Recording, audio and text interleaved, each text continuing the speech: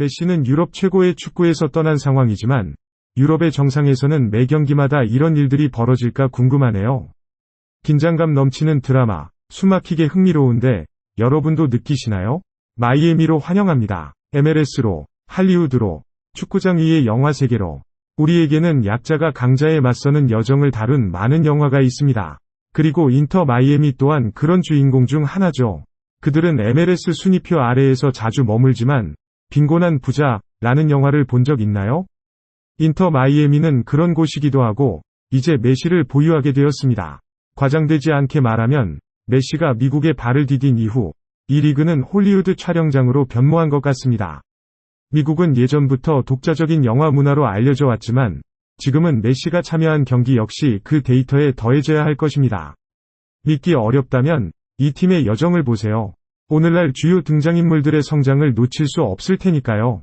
메시가 나오기 전 그들은 종종 같은 지역의 큰 선수들에게 괴롭힘을 당하는 대상이었습니다. 그리고 비참한 패배들로 인해 인터 마이애미는 순위표 최하위로 추락하며 MLS의 모든 팀 중에서 최악의 성적을 거둬버렸습니다. 하지만 인터 마이애미의 운명을 바꾸는 전환점이 찾아왔습니다. 패배 행진을 끊는 것뿐만 아니라 메시가 나온 이후로는 패배를 모르는 존재가 되었습니다. 어떤 상대가 나타나더라도 상관없습니다. 예를 들어 최근에 벌어진 경기, 강팀 신시내티를 상대로 한 경기입니다. 신시내티는 동부 지역에서 매우 강한 퍼포먼스를 보이고 있으며 1위를 차지하며 2위와는 8점 차이를 두고 있습니다. 보통 이렇게 극단적인 위치에 있는 두 팀의 경기에서는 기적이 일어나기 어렵습니다. 하지만 인터 마이애미의 경우는 다릅니다. 주인공의 빛나는 순간이 한 번 더 보여졌습니다.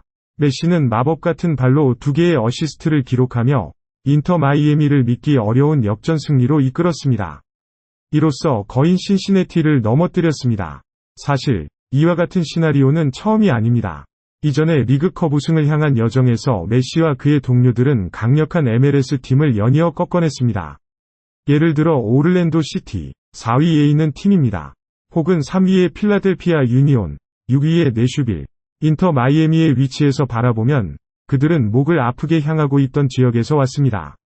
인터 마이애미를 비유하면 메시를 리더로 찾은 후 그들은 마치 슈퍼히어로의 약을 맞은 작은 인간 같습니다.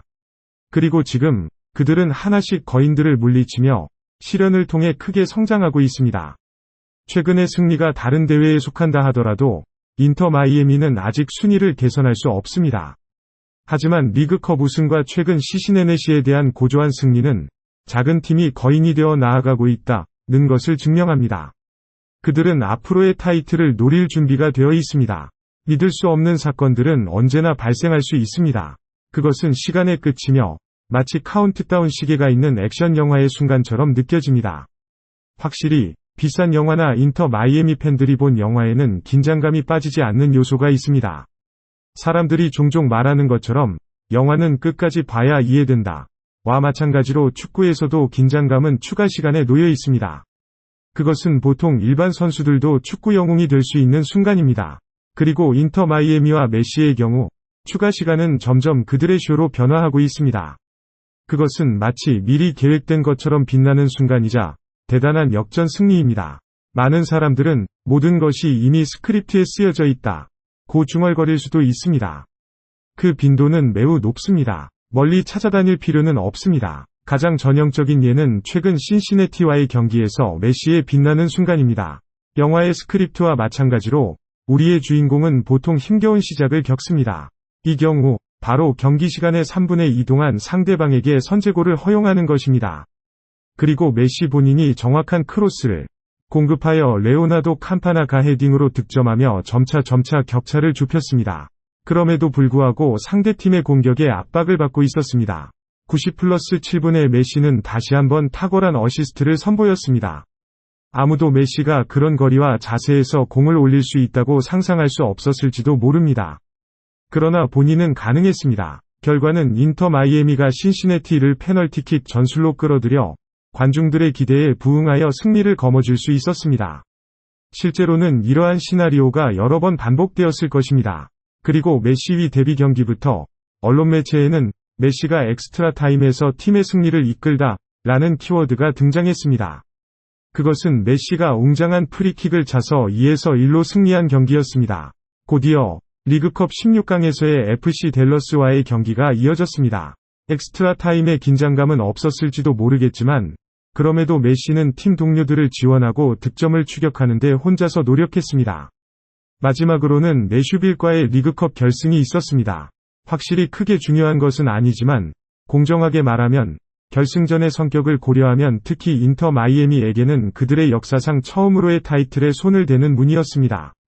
그래서 경기가 페널티킥 결승으로 이어져서 많은 관중들은 매우 긴장한 상태로 지켜봤을 것입니다. 만약 공포 영화를 좋아한다면 이곳에서의 수비팀을 관찰하면서 스스로에게 도전해 볼 수 있을 겁니다. 당신은 그게 얼마나 무서운지를 보게 될 것이고 때로는 인터 마이애미를 응원할 때 당신의 심장이 몇 마디를 빼먹을 수도 있을 것입니다. 또는 슈퍼히어로들이나 초능력자들, 대중들과는 매우 다른 존재들에 관한 영화처럼 느껴질 수도 있습니다. 그들은 일반인들이 할 수 없는 일을 해내며 물론 그들의 팬들에 의해 열렬하게 칭찬받고 있습니다. 실제로 인터 마이애미의 수비 스타일을 보면 그것은 정말로 진짜 공포 영화와 다를 바 없는 긴장감과 흥분이 있습니다. 메시가 미국에 처음 등장한 때 인터 마이애미는 리그컵에서 크루즈 에절과 맞붙였습니다. 인터 마이애미는 1-0으로 앞서 있는 상황에서 메시는 대기석에서 투입되었습니다. 모든 것이 원활하게 진행되던 상황에서 인터 마이애미의 수비진이 실수를 저지르며 원정팀에게 동점 기회를 줬습니다. 이 상황에서는 누구도 카말 밀러가 무엇을 하고 있는지 이해할 수 없었습니다. 그의 동료들은 오프사이드 덫을 꾸미기 위해 앞으로 나갔는데 밀러는 상대 선수를 완전히 간과하고 결과적으로 상대팀이 볼을 빼앗아 슈팅을 시도할 수 있게 했습니다. 하지만 이러한 실수는 어느 정도까지는 용납될 수 있는 것이며 세계적인 수비수조차 비슷한 실수를 코미트할 때가 있습니다. 그래도 리그컵과 같은 대회에서는 이러한 일이 발생할 수 있다는 것은 이해할 수 있습니다. 하지만 이런 일이 빈번하게 발생한다면 이 팀의 수비진은 분명히 안정되지 않은 상태라고 말할 수밖에 없습니다. 애틀랜타 유나이티드와의 경기에서는 인터 마이애미는 실점은 당하지 않았지만 이 클럽의 수비수들은 강조를 만드는 방법을 알고 있는 모양입니다. 센터백 세르히 크리프치프가 부상으로 경기 출전을 못하게 되자 대신 크리스토퍼 맥베이가 들어갔습니다만 그는 겨우 11분 만에 레드카드를 받아 상대팀에게 페널티를 선물하게 되었습니다. 그때 이미 득점 차이는 4-0으로 벌어져 있었기에 골키퍼 캘런더는 페널티 슛을 막아냈습니다. 오를랜도 시티와의 경기에서는 메시와 그의 팀 동료들에게는 고생스러운 실점 기억으로 남았습니다. 골키퍼 캘런더가 볼을 막으려다가 상대 공격수의 발에 맞아버리는 불운한 상황이었습니다. 하지만 골 지역에는 5명의 선수가 서 있음에도 불구하고 여전히 골을 얻어내게 되었습니다. 아마도 가장 역경이라면 댈러스와의 경기였을 것입니다. 카말 밀러도 상대 선수에게 쉽게 슈팅 기회를 만들어주는 부주의한 순간을 보여주었습니다. 그 후에는 인터 마이애미의 3명 수비수들이 상대 공격수에게 쉽게 넘어지게 하는 식의 배치를 만들어내며 상황을 더욱 악화시켰습니다. 다음으로 별로 위험하지 않은 프리킥 상황이 있었지만 캘런더는 공이 땅에 닿은 후의 방향을 잘못 판단하여 버릇없이 실패했습니다. 그리고 이 팀의 팬들에게는 악몽의 끝이 로버트 테일러의 자책골이었습니다. 인터 마이애미의 지지자들의 마음은 샬럿과 필라델피아 유니온과의 경기에서 잠시 안심할 수 있었습니다. 이 팀의 수비진은 찰리트와 필라델피아 유니온과의 경기에서 어떠한 어리석은 실수도 겪지 않았습니다. 메시와 그 동료들에게는 결승전에서 받은 단 하나의 득점 또한 꽤나 불운한 상황에서 기인했습니다. 코너킥으로 시작된 상황에서 파파 피콜트가 다이빙 헤더로 공을 지면에 차올리며 공이 크레마스키의 발에 닿고 골키퍼 캘런더의 발에 튀어들어가 골이 됐습니다. 그러나 이 행운을 빼앗긴 것으로 보이는 것은 딕슨 아로요와 벤자민 크레마스키가 상대 마크를 무시하고 즉각적으로 수비 위치로 물러나 골지역 앞에서 몸을 던지고 섰던 상황을 고려해야 합니다.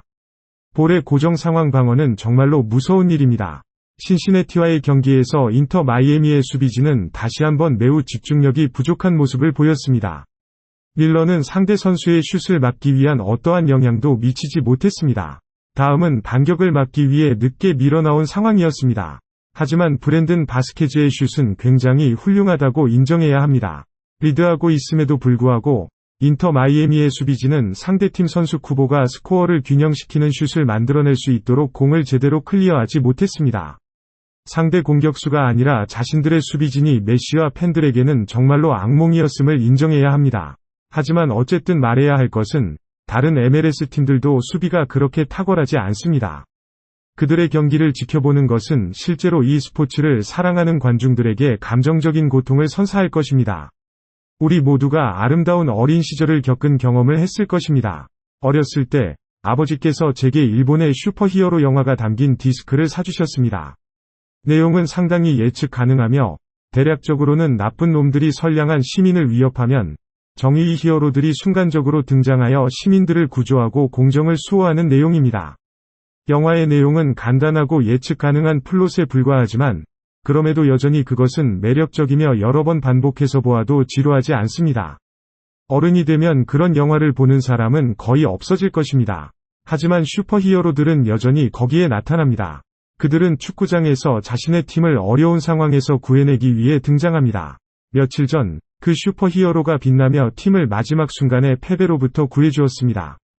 그 이름은 메시입니다. 인터 마이애미와 시시내티의 경기는 이 아르헨티나에서 온 초월적인 영웅의 증거입니다.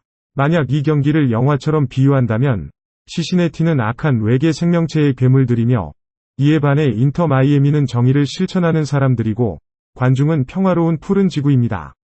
경기장에서의 전개는 성과 악의 전투입니다. 치열한 교전 끝에 전투는 끝나며 메시가 이끄는 정의의 편이 승리하였습니다. 미국의 관중들은 이 영웅의 연기에 감탄하며 존경합니다. 그 10골 중에서 그가 기록한 5골이 외부 페널티 박스에서의 골인 것은 주목할 만합니다. 실제로 그런 전투는 없을지도 모릅니다만 현실 세계에는 항상 등장하는 슈퍼히어로들이 있습니다.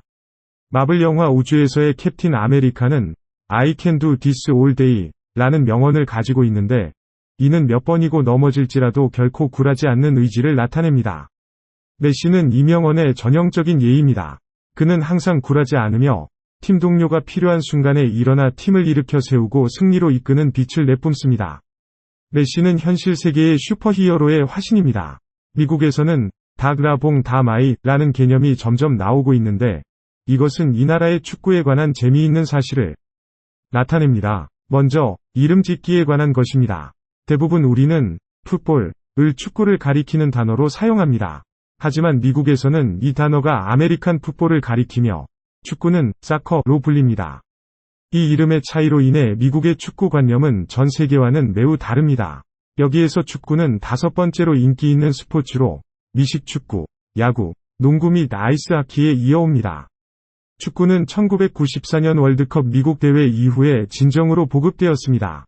그 이후로 미국에서 주목할 만한 축구 이벤트는 거의 개최되지 않았습니다.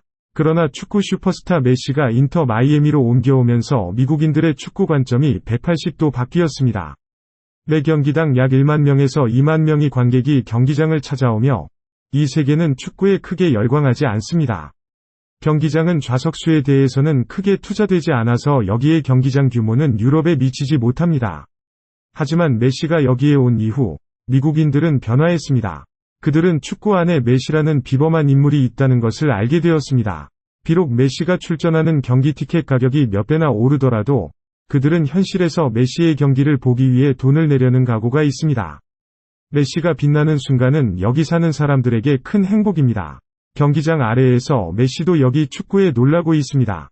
그는 새로운 세계에 빠진 것처럼 이곳의 축구 클럽의 특징은 무심함입니다. 메시는 미국에 온 지 한 달도 안 되었지만 그가 이뤄낸 것들은 이곳 사람들의 축구 관점을 완전히 바꾸었습니다. 물론 미국의 독특한 축구 상황도 메시는 앞으로 탐구하게 될 것입니다.